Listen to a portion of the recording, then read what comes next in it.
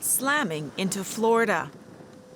Hurricane Ian hit the state's west coast with winds of over 240 kilometers per hour. So this is a devastating storm for parts of Florida, not just on the southwest coast, but also inland associated with some of these impacts. This is going to be a storm we talk about for many years to come. It's one of the most powerful storms ever recorded in the U.S. The authorities have warned the pounding rain and wind will continue as the hurricane crosses Florida to the Atlantic Ocean. The state's governor says that it could take years to recover from the devastation left behind. This is a major event. It's going to be a tragic event in many ways, and we understand this is not just a 48-hour ordeal. This is going to be something that is going to be there for days and weeks and months, and unfortunately, in some circumstances, even years.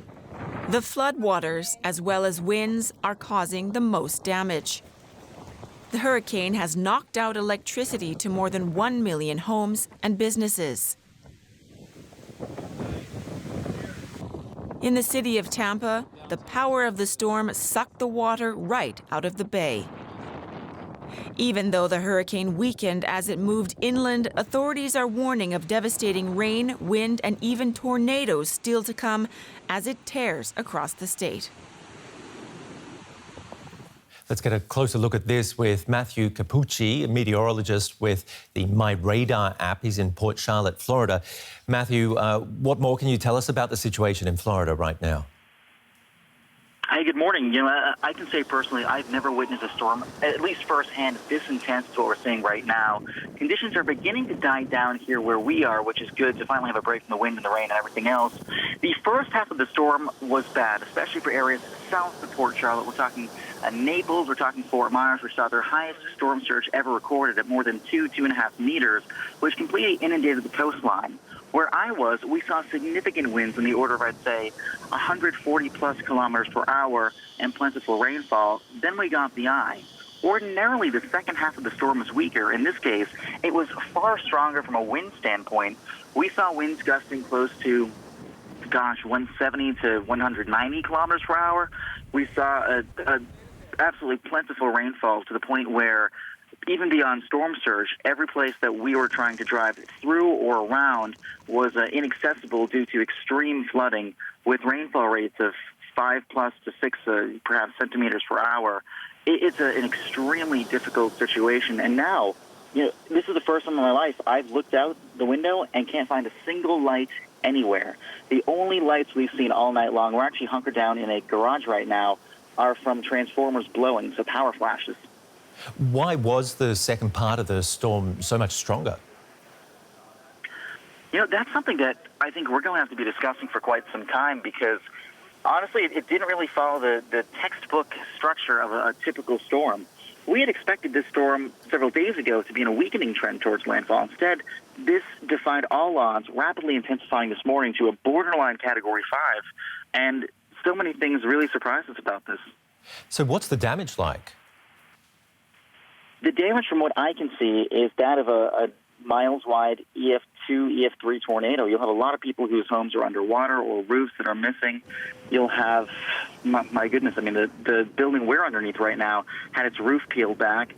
Lots of areas are still underwater further inland from freshwater flooding. It's just one thing after another, and I think until daylight comes in about 3 or 4 hours, we won't really understand the scope of the devastation.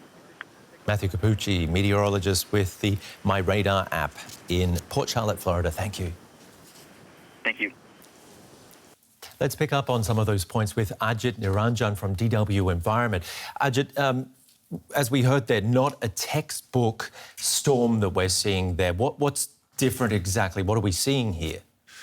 So, this was one of the strongest storms in US recorded history, but it's definitely not going to be one of the strongest storms in the US's future. These sorts of events are becoming stronger because of climate change. They're not becoming more frequent. Hurricanes generally, but these kind of Category 3 to 4 to 5 storms definitely are. And so this is the kind of projection that climate scientists are saying. We've got all sorts of new factors that were brought in by burning fossil fuels and heating up the planet, like sea levels that have risen higher. There's more warmer air can hold more water vapor in it. So when it does rain, it rains much harder. And on top of that, you have all sorts of other factors that are maybe a bit more difficult to plot out. But one thing that we're seeing often is storms that are starting to just slow down. And this looks like what's happening here, that it's slowing down, which means there's more time in which the rain can just be flooding onto an area that's already inundated. How then can places like Florida, which already have problems with flooding, keep up with this sort of extreme weather and these sorts of events? So the unfortunate truth is that there are limits to how much communities and people in regions can adapt to these sorts of events that are getting stronger. There is a huge amount they can do before they get to the point where places are actually unlivable. And so to actually reduce the damage and the death toll and the amount of infrastructure that gets destroyed, there's all sorts of things they can do. So having good evacuation plans, warning people early and making sure that people respond in an effective way, clear communication from politicians, all of that will reduce death tolls and make people able to actually cope with the events much more. But you still have the problems of homes that will be washed away. People have to pay more for their insurance premiums to be able... I mean, some people won't even be able to insure their homes anymore. So what's this all mean? What do governments have to do?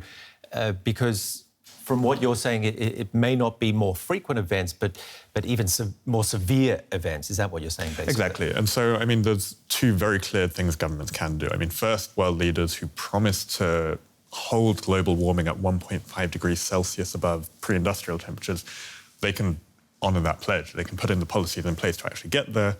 At the minute, we're almost looking to double that temperature target, and that means stronger storms, stronger hurricanes. On the other hand, right now, they need to accept that we've already heated the planet about 1.1 degrees Celsius, and that means that the world is hotter. The world is different to how it used to be 100 years ago. And that means they need to put in place the adaptation measures to actually allow people, like we just said, to evacuate in the face of danger, to have the support they need when they do lose their homes, and to have plans in place so that people don't end up suffering unduly. But is it that simple to just decide, OK, we're going to hold the temperature at this certain level? It's definitely not simple, but the reassuring news is that the technology is almost completely there, and it's cheap. There's so many things that governments could be doing that would hold warming far lower than what they expect it to do. If it does end up going over the limits that kind of they've agreed on, there are ways to suck carbon dioxide back out of the atmosphere, but these are less tested, less proven. So what scientists keep stressing is cut emissions now and faster, and you save a whole lot of suffering for the rest of the century. Ajit Niranjan, thank you very much for coming in from DW Environment.